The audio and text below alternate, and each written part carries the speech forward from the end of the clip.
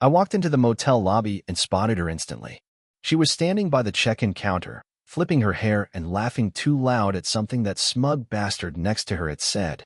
Some mid-level coworker she'd mentioned once in passing, Todd, or Trent, or whatever his name was. I didn't care anymore. They hadn't seen me yet. Good. I needed a second to feel my heart stop hammering against my ribs. I pulled my cap down low, adjusted the collar of my jacket, and watched. Watched the way she touched his arm. Watched the way her body leaned in, familiar and easy, like this wasn't their first time sneaking around. The front desk clerk handed them a key. Room 214. I memorized it without even thinking. The two of them turned, laughing, her hand brushing his chest like she couldn't help herself. She looked younger around him, lighter. She never laughed like that at home anymore. They disappeared up the stairwell, and I followed, keeping just enough distance. My hands were shaking, but not from nerves. From rage. From the realization that every late-night work call, every overnight conference, every fake smile had been leading up to this moment. Outside room 214, I waited. 5 minutes. 10. Long enough for them to settle in. Long enough for her to get comfortable. Then I knocked. There was a pause. Whispering. Shuffling. I heard the deadbolt slide open. She answered the door wearing nothing but a hotel robe, hair messy, cheeks flushed. When she saw it was me, her face drained of color. "Matt, what are you doing here?" she gasped, clutching the robe tighter. Behind her, he stood shirtless, scrambling to pull on his jeans. "What am I doing here?" I said, my voice so calm it scared me. "I could ask you the same damn thing." For a second, I thought she might come clean. Might own it. But old habits die hard. She started to lie before the first full sentence even left her mouth. "This isn't what it looks like," she stammered. I laughed. Actually laughed. It came out raw and ugly. "Save it," I said, pushing the door open wider. "I know everything. You think I showed up here on a guess?" She opened her mouth again, probably reaching for another half-assed excuse, but I cut her off. "Spare me the bullshit, Emma. I've been following you for weeks. I've got the receipts, the texts, the goddamn photos. The guy Todd, Trent, whatever, finally found his voice. Look, man, this isn't what you think."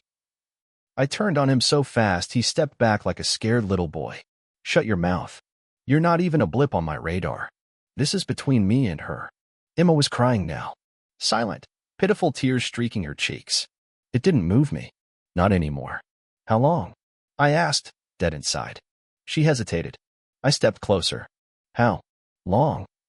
"A few months," she whispered. "Try again." She wiped her nose with the back of her hand, robe gaping at the neck. I noticed the faint red marks blooming along her collarbone and looked away before I lost what little composure I had left. "About a year," she finally said. Another lie. I could see it in her eyes. I didn't say anything, just shook my head and left.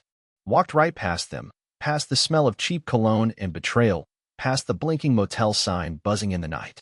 I sat in my truck for a long time, engine off, watching the windows of room 214. No movement. No apology. No one chasing after me. Just silence. I should have driven home. Should have called a lawyer. Should have done 1,000 things. Instead, I pulled out my phone and opened the folder I'd been building for weeks. Photos of dinner receipts for two when she said she was working late. Screenshots of hotel reservations she never told me about. A voicemail she thought she deleted, laughing with him about how Matt still buys the whole hard-working wife act. I stared at the evidence until the screen blurred. This wasn't a mistake. This wasn't a lapse in judgment. This was systematic. Planned. Cold. Every, "I love you." Every, "I'm just tired." Every, "It's not you. It's work." All of it. A lie. And the worst part? I wasn't even surprised anymore. Somewhere deep down, I'd known. Maybe not the details, but I knew something was rotting under the surface. You can only ignore the stink for so long before you have to face the dead thing buried in your house. The drive home was a blur. I didn't even remember the roads, the lights, the turns. When I walked through the front door, the house smelled like her perfume. Vanilla and something flowery. I went straight to the kitchen, grabbed a beer, and sat down at the table where we used to eat dinner as a family. Family. What a goddamn joke. The kids were sleeping upstairs, blissfully unaware. For now. I opened my laptop and started sorting through the evidence again, labeling everything, organizing it. Not because I thought I could fix it. Because I needed to be ready. For the lawyers. For the courts. For the hell that was coming. I wasn't the man who caught his wife cheating anymore. I was the man preparing for war. And I had no idea yet just how deep the betrayals ran. The house felt like a crime scene the next morning. I didn't sleep. Just sat at the kitchen table all night, nursing beers and staring at the clock. At 6:13 a.m., the front door creaked open. She slipped inside like a thief, still wearing that damn robe under a jacket. Her hair was tied back in a sloppy knot, makeup wiped off half-heartedly. She froze when she saw me sitting there. We stared at each other across the kitchen, two strangers who used to be something. "I can explain," she started. I let her talk. I wanted to hear what kind of story she'd spin now that she didn't have time to rehearse. "It's not serious," she said. "It didn't mean anything. I made a mistake." I raised my hand to cut her off. A mistake is a one-time thing. You don't book hotel rooms for a mistake. You don't lie to your husband for a year, hell, probably longer, because of a mistake. Her face crumpled. She tried crying again. I didn't care. "You were supposed to be at a business conference last night," I said, voice cold. "Company paid for your travel?" She blinked. "Answer me." "No," she whispered. "So you paid for it yourself? Out of our joint account?" She nodded like a scolded child. I shook my head. "So let's get this straight. You lied to your company, stole time off, spent our money, and spent the night in a motel screwing your coworker. Mad?" "No. You don't get to mad me right now. You don't get to look at me like I'm supposed to pity you." She collapsed into the chair across from me, rubbing her temples. I should have walked out then. Should have packed a bag, slammed the door, and never looked back. But I stayed. Not because I forgave her. Because I needed the full truth. All of it. No more guesses. No more half-truths. I needed to know exactly how deep this cancer ran. I pulled out my phone and tossed it onto the table. The screen showed a neat folder labeled, Emily's. "Start talking," I said. "Or I start sending this to everyone you know." That got her attention. For the first time, real fear flickered in her eyes. She started talking, and talking, and talking. It didn't take long for the cracks to widen. The few months she admitted to last night turned out to be nearly 2 years. Started after a team-building retreat in Chicago. Apparently, one too many glasses of wine, one too many late-night laughs, and suddenly she was screwing some guy she used to complain about. That first night turned into weekends. Weekends turned into business trips. Business trips turned into weekday lunches at cheap motels between meetings. "And I never meant for it to go this far," she whispered. I stared at her like she was something I scraped off my boot. "You meant every damn bit of it. Every time you lied to my face, you chose this." Tears streamed down her face. She looked pathetic. "You have to believe me," she said. "I don't have to do a damn thing." I shot back. I stood up, pacing. There was one question eating at me. One final dagger I needed pulled out of my gut. "Was it only him?" I asked. She flinched. My blood went cold. "How many?" My voice was like gravel. She hesitated. "How many? Emma?" "One other," she croaked. "Before him. It was just a few times. It was years ago. I swear." I sat down hard, the chair scraping against the tile. My stomach twisted like I was going to be sick. All these years I was playing house with a woman who looked me in the eye and told me I was her everything. She never loved me. Not really. She loved the security, the easy life, the built-in babysitter, the steady paycheck, the fool who came home every night thinking he was enough. I buried my face in my hands. For a few minutes, the room spun. I heard her sobbing across the table, but it sounded far away, like a bad movie playing on a broken TV. When I lifted my head, something inside me had snapped clean. I wasn't going to save this. I wasn't going to fight for this marriage. I was going to burn it to the ground and walk out of the ashes. Slowly, methodically, I wiped my phone clean. Erased the evidence folder.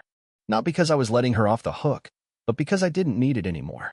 I had everything I needed right here. Every tear, every confession, every piece of her I would never trust again. "You're moving out," I said. She jerked like I'd slapped her. "Matt, please, what about the kids?" "What about them?" I barked. "You weren't thinking about them last night. You weren't thinking about them when you booked that room. You made your choices. You don't get to play Mom of the Year now." The second I said it, I felt it. The crack in my voice. The raw, unfiltered hurt bleeding out. Because as much as I hated her right now, the kids weren't just hers. They were mine too. Or so I thought. She opened her mouth, about to argue. And that's when it hit me. The doubt. The one thought I had never let myself entertain. I looked at her, really looked at her. Our daughter's hair. Our son's smile. Little things that didn't quite match. Little things I'd always brushed off. Matt, she said, voice trembling. I stood up slowly, my chair screeching back. How long have you been lying to me? I said. What do you mean? I mean, should I even bother asking for a paternity test? Her eyes went wide. The blood drained from her face. And right then, I knew. I didn't even need the tests. I knew. My whole world didn't just crack. It shattered. I didn't say another word that morning. Didn't yell. Didn't throw anything. I just walked out the front door, got in my truck, and drove straight to the clinic. It was one of those cheap DNA testing places sandwiched between a payday loan office and a vape shop. Classy. Didn't matter. I wasn't here for the ambience. I was here for the truth. The lady behind the counter looked up and gave me a tight little smile. Testing today? She asked. Yeah, I said. My voice sounded like it belonged to someone else. Flat. Hollow. Paternity. I nodded. She slid some paperwork across the counter. I signed without reading. At that point, I would have signed a deal with the devil if it meant answers. When I got home that afternoon, Emma was sitting on the couch, staring at her hands. She jumped up when I came in, eyes red and swollen from crying. Matt, can we please talk? No, I said. We're past talking. I grabbed a pair of cotton swabs and 2 plastic baggies. Go wake them up, I said. We're doing this now. Matt, don't, she started, but one look shut her up.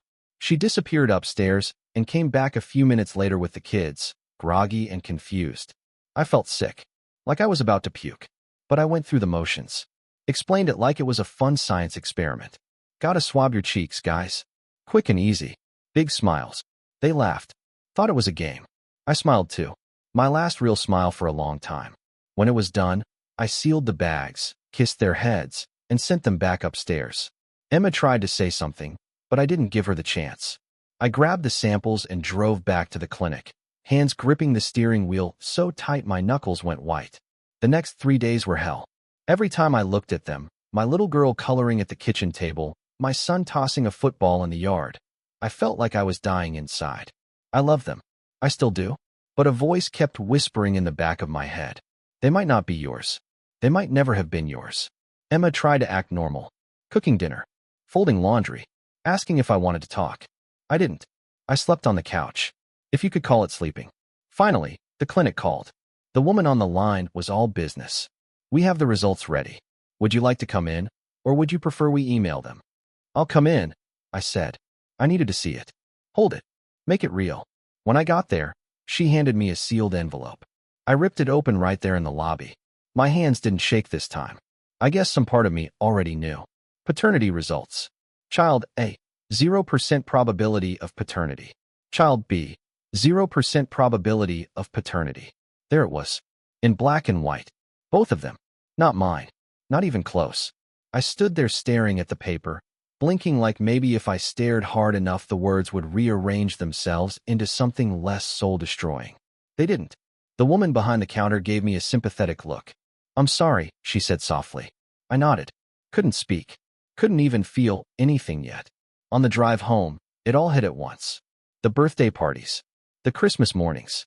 The nights pacing the floor with them when they were babies, rocking them back to sleep. Gone. Not the memories. Those were burned into me.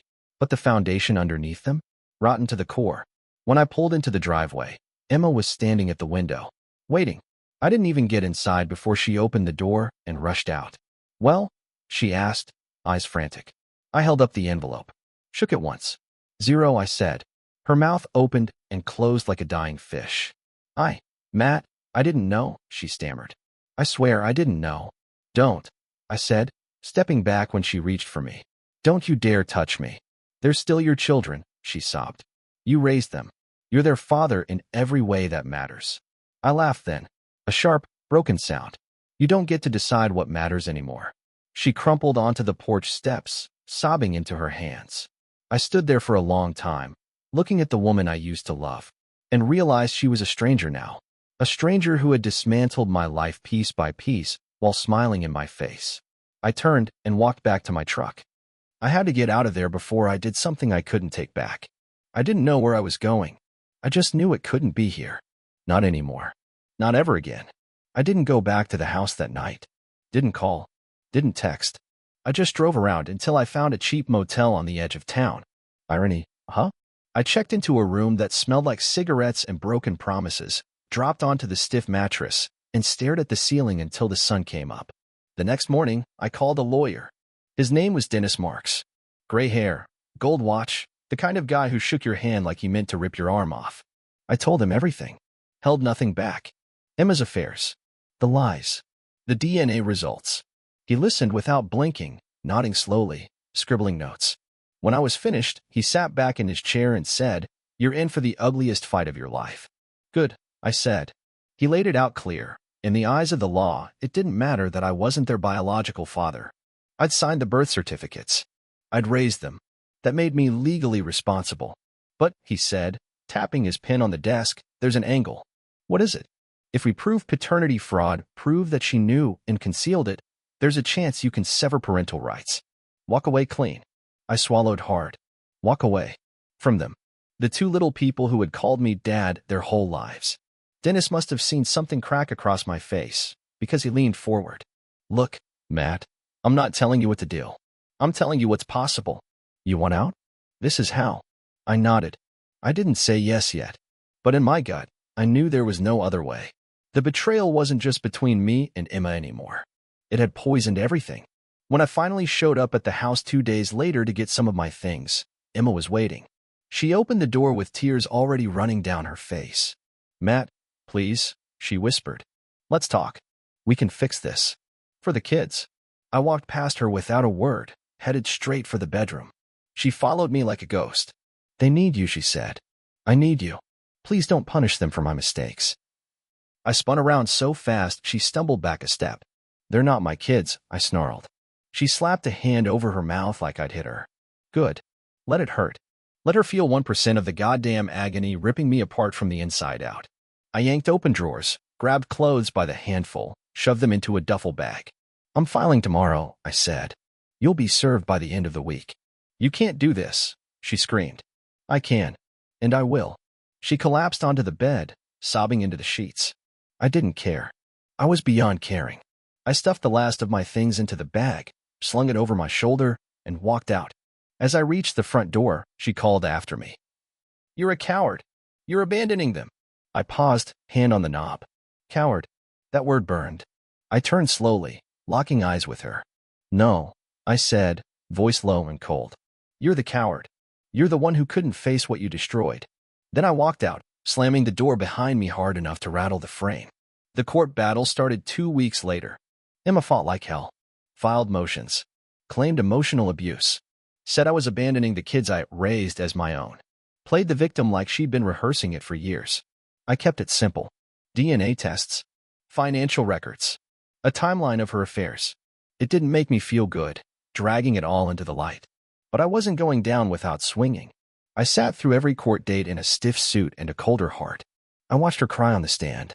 Watched her lawyer paint me as a monster. Watched the judge flip through the evidence with a grim frown. It dragged on for months. Endless paperwork. Depositions. Mediation sessions that ended with Emma storming out in tears, shouting that I was destroying everything. The kids didn't know the full story. Emma made sure of that. Told them Daddy didn't love them anymore. Told them Daddy chose to leave. There were nights I sat alone in that motel room, staring at the ceiling, wondering if maybe she was right. Maybe I was the villain in their little eyes now. But deep down, I knew the truth. I wasn't running away. I was surviving. There's a difference. The final hearing was brutal. Dennis laid it all out calm, cold, factual. The affairs. The deceit. The paternity fraud. Emma sobbed through most of it, but the judge wasn't moved. In the end, he ruled in my favor. Paternal rights severed. No child support. No visitation. No more legal ties. Freedom. It didn't feel like victory. It felt like a funeral. I walked out of that courthouse lighter in some ways, heavier in others. Everything I'd fought for, everything I thought I was building over 16 years, was gone. Burned to the ground. But I wasn't standing in the ashes. I was walking away.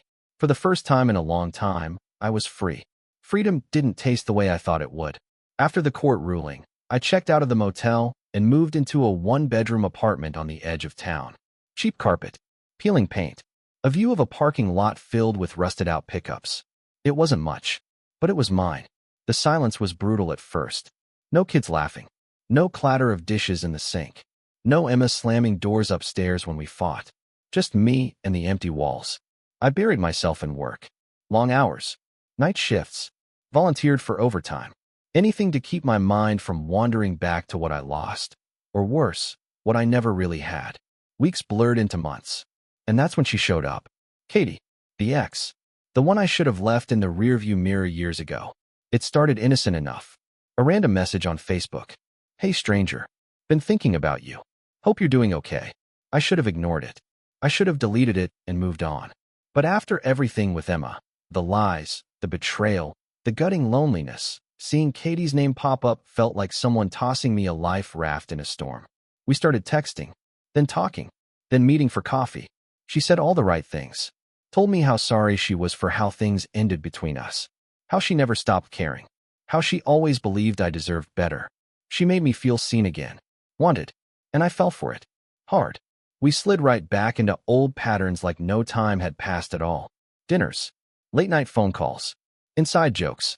The kind of easy comfort that only comes from shared history. For a while, I started to believe maybe this was my second chance. Maybe not all women were liars. Maybe I wasn't broken beyond repair. But ghosts don't stay quiet forever. It started small. A sharp comment when I couldn't meet up because of work. A passive-aggressive text when I didn't answer fast enough. Little digs about Emma. About how I let her walk all over me. At first, I brushed it off. Thought it was just her being protective. Loyal. But the cracks kept spreading. One night, after a few too many drinks, it all came pouring out. You're so goddamn gullible, she snapped. It's pathetic. No wonder she cheated on you. I stared at her across the table, stunned. You don't mean that, I said quietly. She laughed. A sharp, bitter sound. Don't I? Look at you, Matt. You're a fucking mess. You think anyone's gonna love a man who couldn't even keep his family together? The words hit harder than any punch I'd ever taken. And just like that, I saw it. Clear as day. Katie didn't want to lift me up. She wanted to keep me down. Keep me broken. Keep me easy to control. I didn't say a word. Just stood up, tossed a few bills on the table, and walked out. Left her sitting there, mouth open, sputtering excuses. I didn't look back. Not once. The drive home was different this time. No anger. No heartache. Just a cold, clean break. I finally understood something that night. It wasn't just Emma. It wasn't just Katie. It was me. I kept choosing people who needed me broken to feel whole. And I was done playing that role. Over the next few weeks, Katie tried everything. Texts. Calls. Showing up at my apartment. At first, I answered. Tried to be civil. Then I stopped answering altogether. Blocked her number. Changed the locks. Shut the door on that chapter for good. And for the first time in a long damn time, I wasn't chasing anyone. Wasn't trying to fix anything. Wasn't trying to prove I was enough. I was just standing on my own 2 feet. Bleeding, maybe, but standing. After Katie, I swore off women for a while. Didn't date. Didn't flirt. Barely talked to anyone outside of work. I told myself it was about healing. Taking time to figure out who I was without someone else's mess bleeding into my life. And maybe for a little while, I believed that. But loneliness is a hell of a drug. And when someone smiles at you just right, says the right words at just the right time, it's easy to forget the lessons you bled for. That's how I met Hannah. She wasn't like Emma. Wasn't like Katie either. Or at least, she didn't seem to be. She worked at the hospital where my buddy was getting physical therapy after a motorcycle wreck. Sweet, funny, a little shy. No makeup, no pretense. Said she liked beer more than wine and hated drama. Sounded perfect. Sounded safe. We started seeing each other casually. Nothing heavy. Just dinner, drinks, a movie here and there. I told myself I was keeping my guard up. Told myself I wasn't getting attached. Lied to myself better than anyone else could. It wasn't long before weekends blurred into weekdays, and she started leaving a toothbrush at my place. Slipping on my shirts in the morning. Curling up beside me on the couch like she belonged there. And damn it, part of me wanted her to. I wanted to believe it could be that easy again. That the worst was behind me. That I could still build something good out of the wreckage. Then came the night that shattered that illusion into 1,000 pieces. It was a Saturday. We'd been drinking at her friend's apartment. Small get-together. Nothing crazy. Laughing, playing cards, taking shots like we were back in college. Hannah's best friend was there too. Carly. Blonde. Loud. Always hanging off Hannah like a second shadow. I didn't think much of it. Should've. By midnight, I was hammered. So was everyone else. I remember sitting on the balcony, staring out at the streetlights spinning a little too fast, trying to sober up enough to drive. That's when I realized Hannah had been gone a while. I stumbled back inside, weaving through the bodies half passed out on couches and floors. Heard a noise down the hall. Followed it. The door to the guest bedroom was cracked open. I pushed it wider. And there they were. Hannah and Carly, tangled up on the bed, half naked, hands everywhere, mouths pressed together like they'd been starving for it. For a second, I just stood there. My brain couldn't process it, couldn't make the pieces fit. After everything. After Emma. After Katie. After clawing my way back from hell. Here I was again, watching someone I trusted tear it all apart right in front of me. Hannah finally noticed me standing there. She gasped, scrambled off the bed, pulling her shirt down. "Matt, it's not what it looks like," she slurred. Carly just smirked, like it was funny. Like I was the idiot for thinking I could have something real. I didn't say a word. Didn't scream. Didn't throw anything. I just stared at them. At everything I was never going to be enough for. And then I turned around and walked out. Got in my truck. Drove home drunk. Probably should have wrapped myself around a tree that night. Might have been easier. She showed up the next morning, banging on my door, crying, begging me to understand. It didn't mean anything, she sobbed. We were drunk. It was just a mistake. Please, Matt, I love you. Same old song. Different singer. I didn't open the door. Didn't say a word. Just sat inside, staring at the wood grain, listening to her cry and pound and beg for 2 hours straight. Eventually, she gave up. Or passed out. I didn't care which. The truth settled in heavy and cold. I wasn't broken because of bad luck. I wasn't cursed. I wasn't unlucky in love. I was reckless. I trusted too easy. Loved too hard. Ignored the warning signs because I was so damn desperate to feel whole again. And every time, I paid for it in blood. No more. The next day, I packed up every reminder of Hannah, her toothbrush, her sweatshirt, the stupid Polaroid photos she pinned to my fridge, and dumped them in the trash. Blocked her number. Blocked Carly too. Changed the locks. Erased them like they erased me. I was done chasing ghosts. Done playing the fool. From now on, it was me. Just me. And if that meant being alone, so be it. Better alone than bleeding. The hardest part wasn't losing Hannah. It wasn't the betrayal. It wasn't even the rage. It was the quiet after. The long, heavy quiet when you realize there's no cavalry coming. No one to blame anymore. No one to beg to stay. Just you. And whatever pieces are left. I didn't go out much after that. Didn't answer invites from friends. Didn't do the bar scene. Didn't pretend anymore that I was ready to get back out there. I sat with it. With all of it. The betrayal. The anger. The loneliness. I let it crush me for a while. And then, piece by miserable piece, I started clawing my way out. First thing I did was clean house. Not just the apartment, my life. I went through my phone and deleted half my contacts. People who only called when they needed something. People who stood by Emma when the truth came out. People who said all the right things in public but whispered different ones when I wasn't around. Gone. I closed old social media accounts. Stopped posting pictures trying to look like I was doing great. I wasn't doing great. I was surviving. There's a difference. And for once, I didn't feel like hiding it. Little by little, the apartment stopped feeling like a cell and started feeling like a sanctuary. I bought new furniture, cheap but mine. Cooked real meals instead of living on takeout. Started lifting again, real lifting. Not just throwing weights around to get sore. Focused, disciplined. It wasn't about revenge anymore. Wasn't about making anyone sorry they lost me. It was about building something no one could tear down this time. Me. People noticed. The few who stuck around saw the shift. Some of them didn't like it. Some of them, especially the ones who benefited from the old version of me, tried to drag me back. Come on, man, you're being too hard. She's sorry. You should talk to her. You can't hold grudges forever. That was my favorite. Can't hold grudges forever. Like I was carrying some petty little resentment because I wasn't emotionally evolved enough to forgive betrayal, humiliation, and years of being played for a fool. Forgiveness isn't some damn obligation. It's a choice. And sometimes, the healthiest choice is telling someone to stay the hell out of your life. So that's exactly what I did. Emma tried to worm her way back a few times too. Emails at first. Long, rambling apologies. Talking about the kids, my kids, the ones she made sure I couldn't see again. Guilt-tripping. Gaslighting.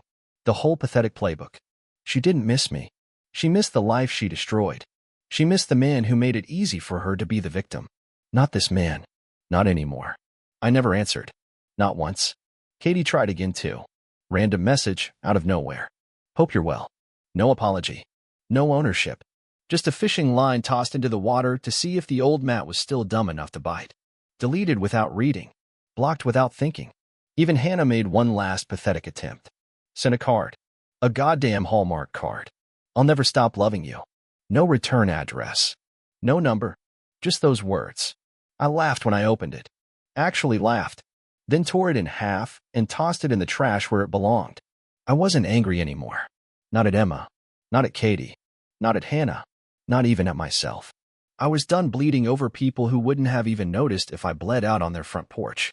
Done giving away parts of myself in the hopes that someone would see my worth. Done being anyone's safety net, fallback plan, or backup option. I wasn't healed yet, but I was free. And for the first time in a long damn time, that was enough.